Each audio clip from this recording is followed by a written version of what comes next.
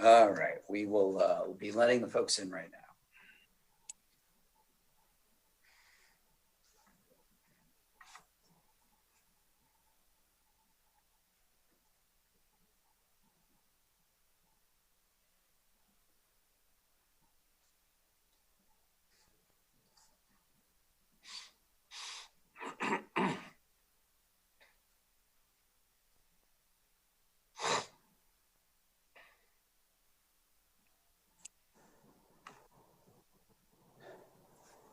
Good afternoon, and thank you for joining the daily briefing on the City of Philadelphia's response to COVID-19.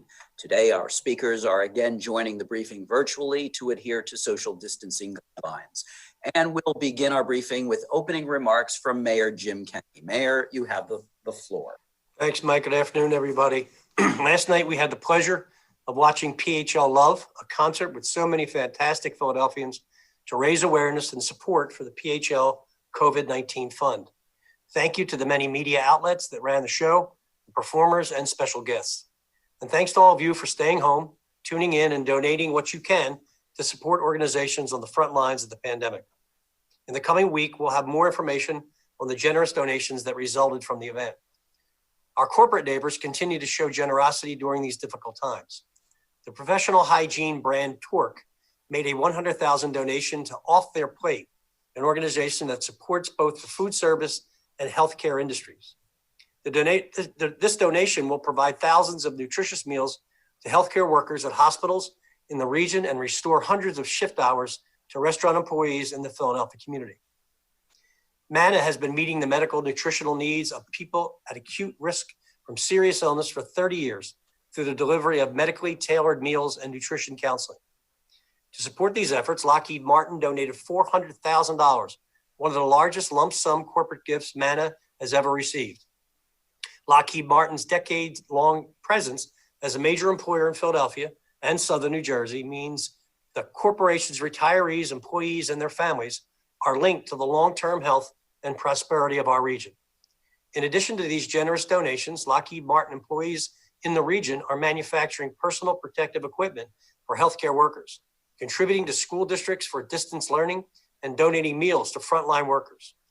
We rely on partners in the nonprofit business and philanthropic communities to support this important work and ensure that our most vulnerable neighbors do not go hungry. I truly appreciate the work of MANA all year long and thank Lockheed Martin for stepping up so generously during this critical time. Today, the Pennsylvania Immigration and Citizenship Coalition announced the creation of the PA Immigrant Relief Fund. This is a statewide fund that will provide one-time emergency cash assistance to individuals excluded from federal COVID-19 relief programs. The Pennsylvania Immigrant Relief Fund was launched with a $500,000 gift from the Dowdy Foundation in Philadelphia.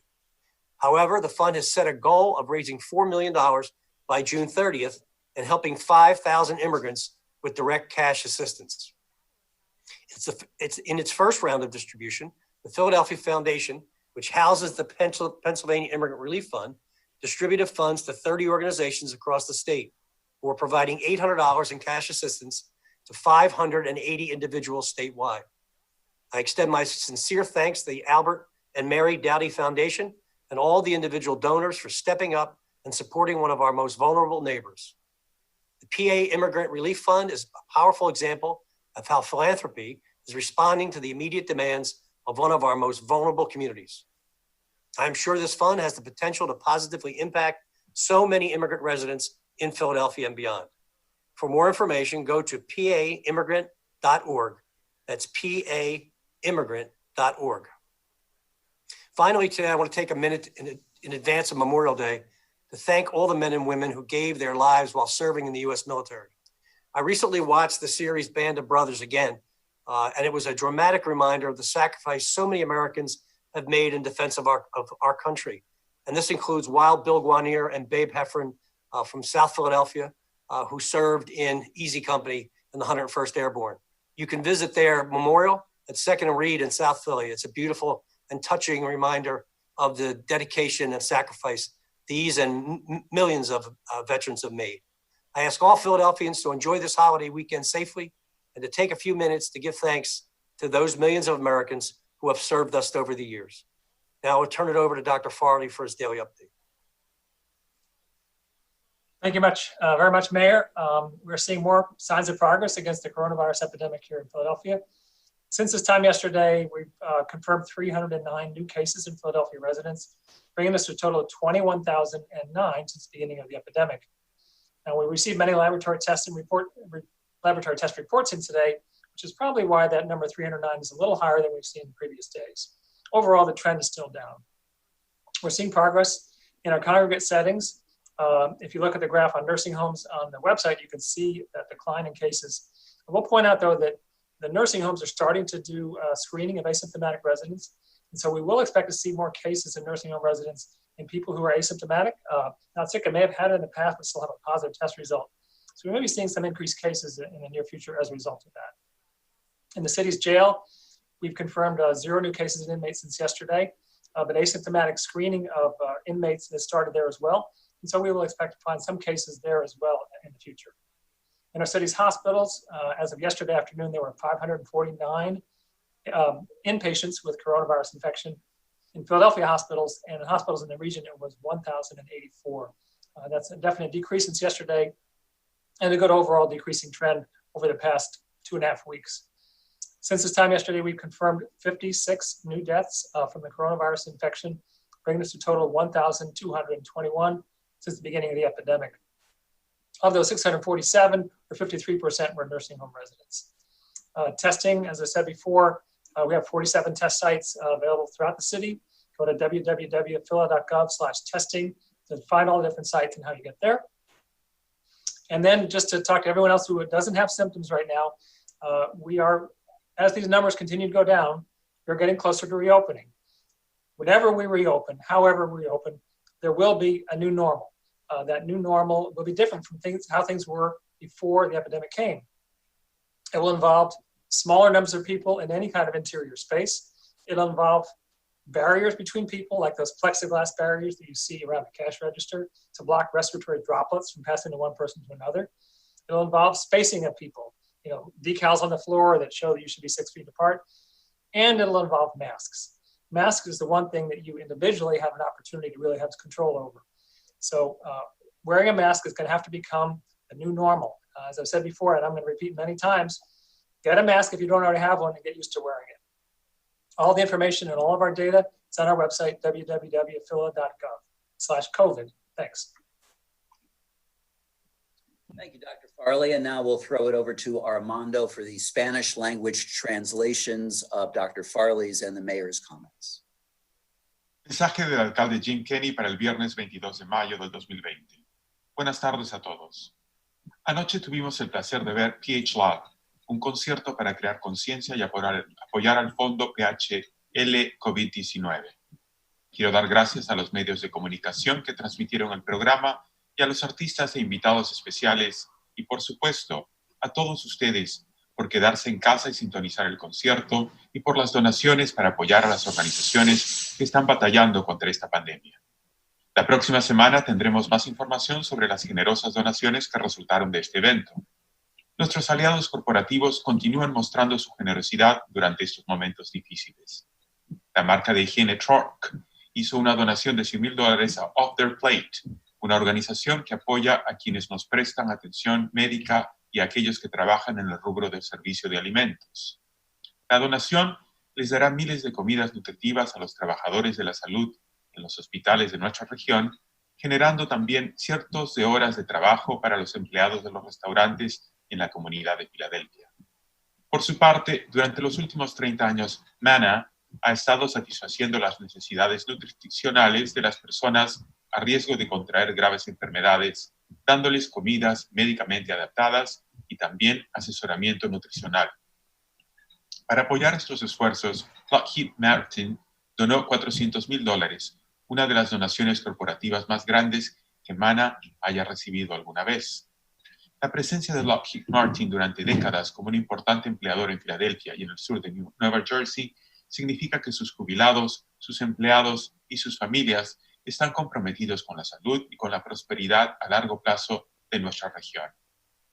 Además de estas generosas donaciones, los trabajadores de Lockheed Martin en la región también están fabricando equipos de protección personal para los trabajadores sanitarios y contribuyendo con los distritos escolares para el aprendizaje a distancia, además de donar comidas a los trabajadores que se encuentran en la primera línea de combate contra este virus. Dependemos de los aliados en las comunidades sin fines de lucro, en las comerciales y en las filantrópicas para apoyar este importante trabajo y para garantizar que nuestros vecinos más vulnerables no pasen hambre. Realmente aprecio y agradezco el trabajo de Mana y agradezco también a Lockheed Martin por su apoyo tan generoso durante estos momentos tan críticos. Y hoy continúan los anuncios positivos. La Coalición de Inmigración y Ciudadanía de Pensilvania anunció la creación del Fondo de Ayuda a Inmigrantes de Pensilvania. Este es un fondo estatal que proporcionará asistencia monetaria de emergencia a personas excluidas de los programas federales de ayuda por la COVID-19. El Fondo de Ayuda a Inmigrantes de Pensilvania se inició con una generosa donación de $500,000 realizada por The Doughty Foundation de Filadelfia. Este fondo tiene como meta la recaudar $4 millones para el 30 de junio y así ayudar a 5,000 inmigrantes con asistencia directa en efectivo. En su primera ronda de distribución, Philadelphia Foundation, que alberga el Fondo de Ayuda a Inmigrantes de Pensilvania, distribuyó fondos a 30 organizaciones en todo el estado que están brindando $800 en asistencia en efectivo a 580 personas en todo el estado. Esta asistencia en efectivo será proporcionada solamente una vez. Y extiendo mi sincero agradecimiento a la Fundación de Arbor y Mary Doughty y a todas las personas que han realizado su donativo por apoyar a uno de nuestros vecinos más vulnerables. El Fondo de Ayuda para Inmigrantes de Pensilvania es un poderoso ejemplo de cómo la filantropía está respondiendo a las demandas inmediatas de nuestras comunidades. Y estoy seguro de que este fondo tiene el potencial de impactar positivamente a muchos inmigrantes en Filadelfia y en toda la región. Para obtener más información, por favor visite paimmigrant.org. Finalmente, para cerrar el día de hoy, quiero adelantarme al Día de los Caídos o Día de Remembranza para agradecerles a todos los hombres y mujeres que dieron sus vidas mientras servían en el ejército de los Estados Unidos.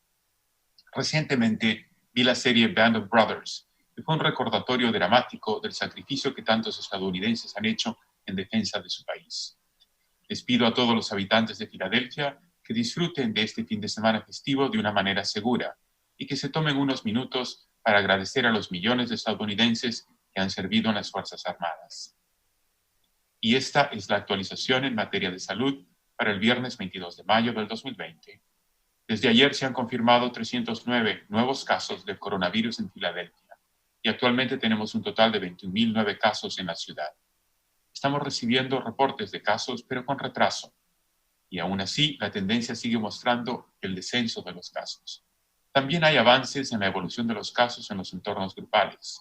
No tenemos nuevos casos del COVID-19 en las cárceles y actualmente reportamos 3 casos confirmados. Los hogares de ancianos ya están realizando pruebas en pacientes asintomáticos. Hoy, tristemente, reportamos 56 muertes por la COVID-19 en la ciudad. Hay un total de 1,221 personas que han muerto por la COVID-19. 647 o el 53% de estas muertes han sido en hogares de ancianos. Les recordamos que este virus no discrimina por raza o por género. E informamos que hasta ayer en la tarde 549 personas han sido hospitalizadas en Filadelfia y 1,084 personas han sido hospitalizadas en la región sureste de Pensilvania. La tendencia nos muestra un claro descenso en las hospitalizaciones. Ahora las pruebas están disponibles en casi 50 centros ubicados a lo largo y ancho de la ciudad de Filadelfia. Puede ubicar el centro más cercano a su domicilio yendo a fila.gov/testing. Les alentamos a todas las personas de cualquier edad que tengan fiebre o problemas respiratorios a realizarse la prueba del COVID-19.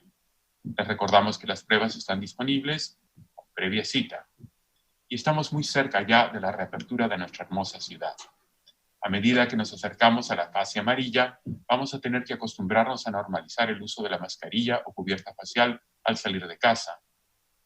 Hay que recordar que mi máscara te protege a ti y tu máscara me protege a mí. Así que úsala, porque solo juntos podremos superar este gran reto. Gracias. Thank you, Armando. We're now going to move to the Q&A portion for members of the media. And remember that we have limited time during these briefings, so one representative from each media outlet is permitted to ask questions for the first round. Reporters are asked to limit their questions to 3 or fewer, and we will do a second round of questions if time permits. For those who are logged in today, of course, use the raise your hand feature found under the participants list. And when we do call on you, we ask that you activate your video if possible so that we can see you while you're asking your questions. We will now unmute reporters one by one to ask the questions, starting with Martin Pratt of Philly YPN. Hold on, Martin. I'm having a little trouble here. All right, try it now, Martin. Go ahead. Thank you for doing this. First question is, have the sanitation workers been tested for COVID, and how frequently?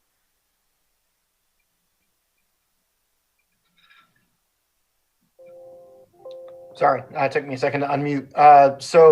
All of our workers are being advised that, or all of our frontline workers are being advised that they can attend a number of clinics to be tested on their own, and that is covered by their insurance.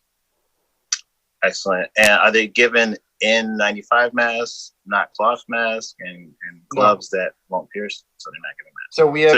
So we have consistently said that N95 masks are going to be reserved for our healthcare workers, and at times first responders, depending on specific protocol, and so sanitation workers have been given cloth masks. Okay. My last question is, have the trucks been disinfected on a regular basis? I believe they have, but we can certainly confirm with streets. But yes, that has been part of the protocol. Thank you. Thank you, Martin. Next up is Gray Hall. Okay, hello, thank you so much. This is in regards to Memorial Day this weekend. Memorial anything happening in person, or I'm assuming that everything's canceled because of the pandemic and most things will be virtual? My understanding, there's no city events that are outside in the public.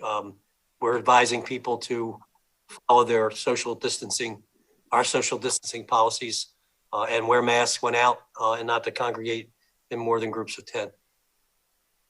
And one follow-up, Mayor, if I could, does that include cookouts and barbecues and people that are going to be going to the parks as well? Well, there's no permits being issued for barbecues in our parks.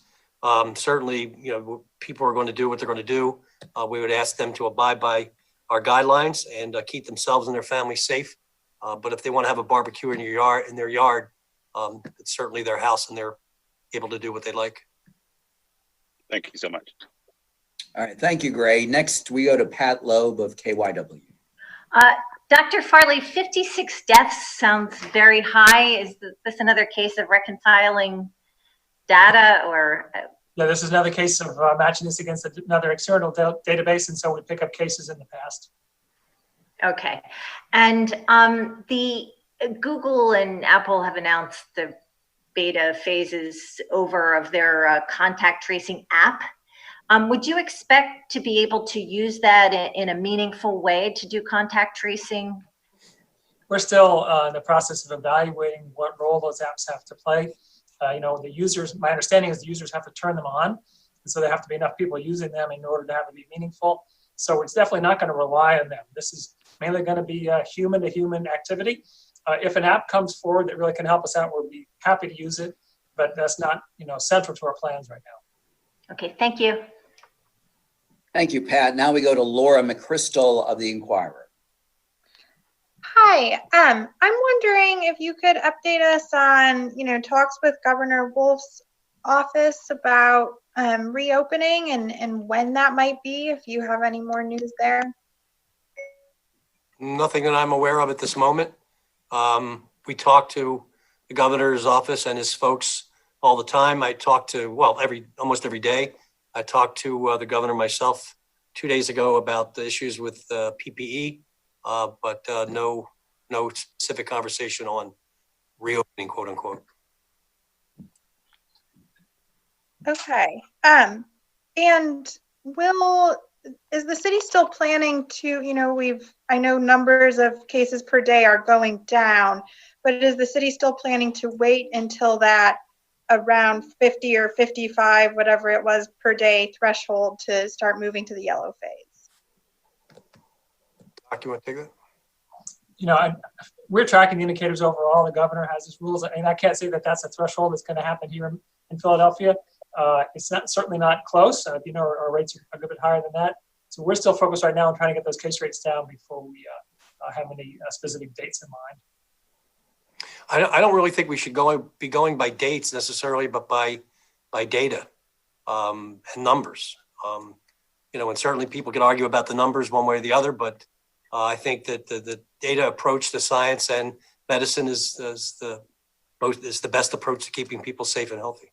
And I can also say that I think that there's more than one indicator that we should be following. It's not just the actual case rate, but it's also what's happening, how many hospital beds are available, for example, and how much testing we're doing.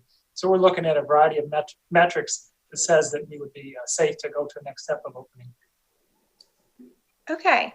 And one last question for the mayor. You mentioned just now that you had spoken with the governor this week about PPE. What can you share about what you spoke about and, what the current shortages or? Well, I'm looking more forward to the fall, see if we can begin stockpiling in case we have reoccurrence of COVID where we need additional PPE. I'd rather have some in stock than try to scramble for it in October, November if we have something bad happen. Okay, thank you. Thank you, Laura. Now we go to Natasha Brown of CBS 3.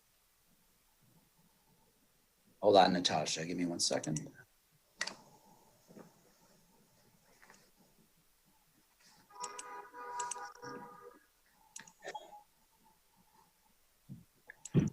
All right, I am not able to unmute. Natasha, can you try? Yeah, there you go. All right, thank you. Can you hear me now? Yes. Okay, great. Sorry about that. This question, I guess, is toward Dr. Farley, just in reference to the CDC warning, just about, in light of all the restaurants that are closed and things like that, warning about aggressive rodent behavior in cities due to coronavirus shutdown. So cities like Philadelphia, clearly we've seen rats and we're used to that. But just the CDC even now warning about, their aggressive behavior and telling folks to secure their businesses and their homes and keeping garbage and things like that tightly wound. So your thoughts just about this warning from the CDC for Dr. Farley? I had not seen that warning. I can say in general, if you leave food out, you're going to have rats. That's a part of the reason why we always have rats. People leave food out. I'm not aware that that's gotten any worse with this closure than it was before. We do have a rodent control, department or unit within the health department. They're going to be working on that. There will always be some rats here, but I'm not sure that's any worse than usual. Okay. All right. That's about all I have. Thank you. Thank you, Natasha. Now we go to our Henny's Figueroa of Univision. Hold on 1 second.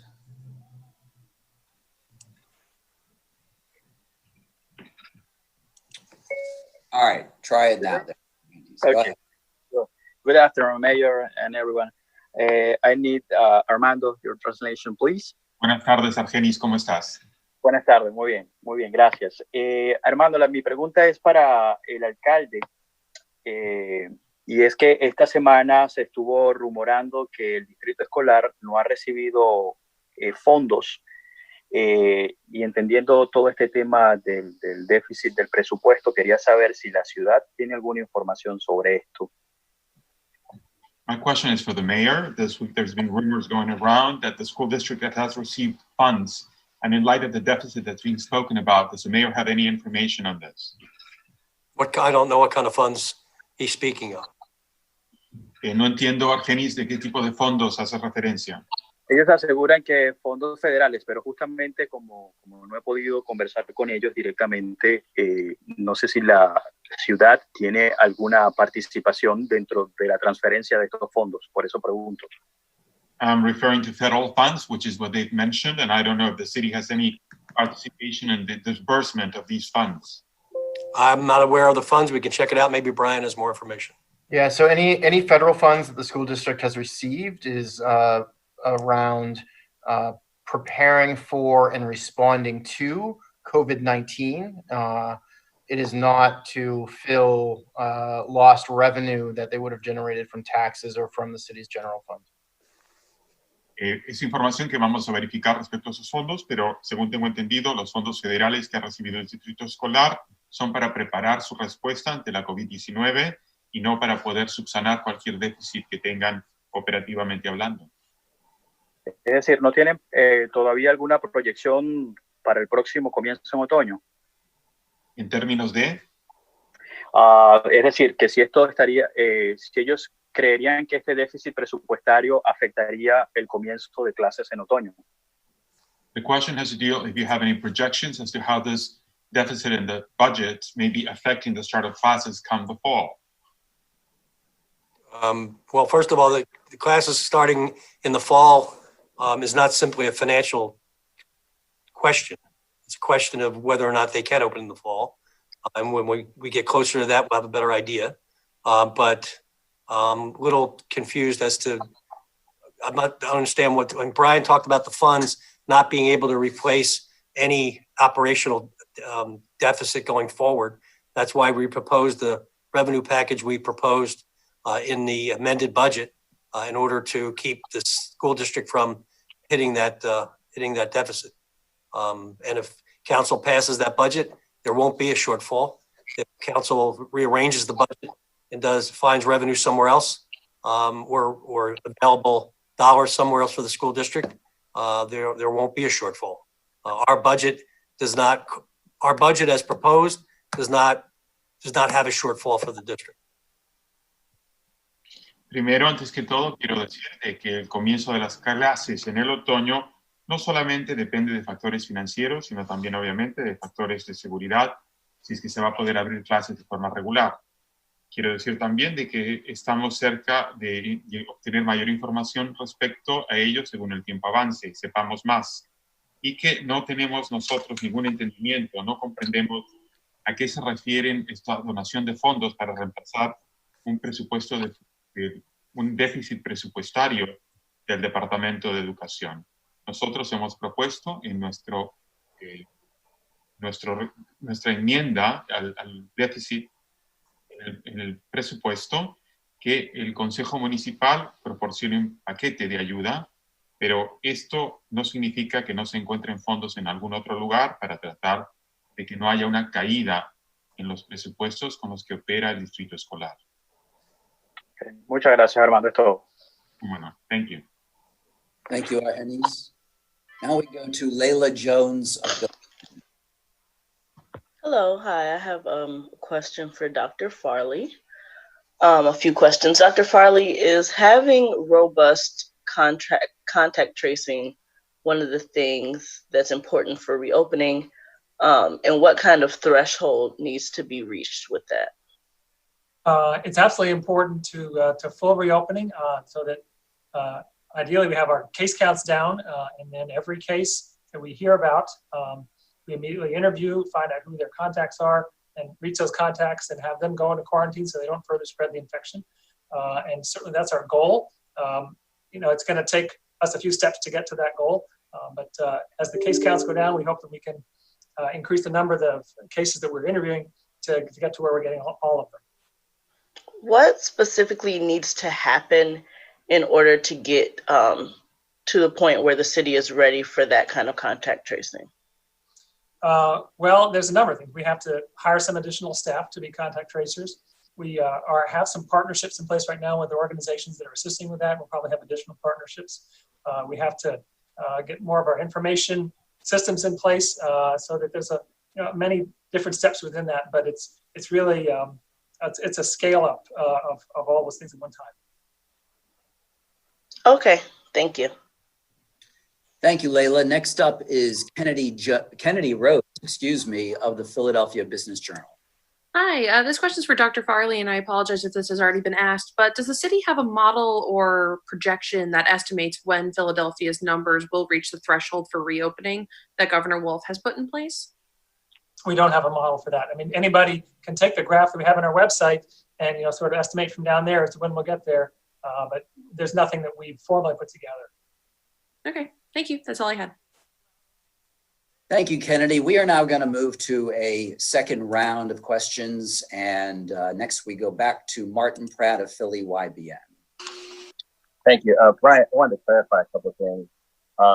The insurance cost of the sanitation workers for getting the test taken, is that out of pocket, or is that you're saying that their current insurance covers that and there's no cost for it? No, insurance costs, and this would be, those tests are covered by their health insurance.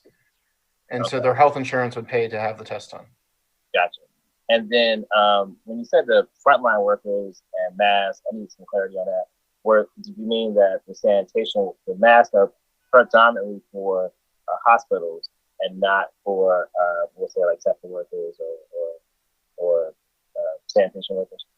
Yeah, so N95 masks, we're still extremely short on N95 masks.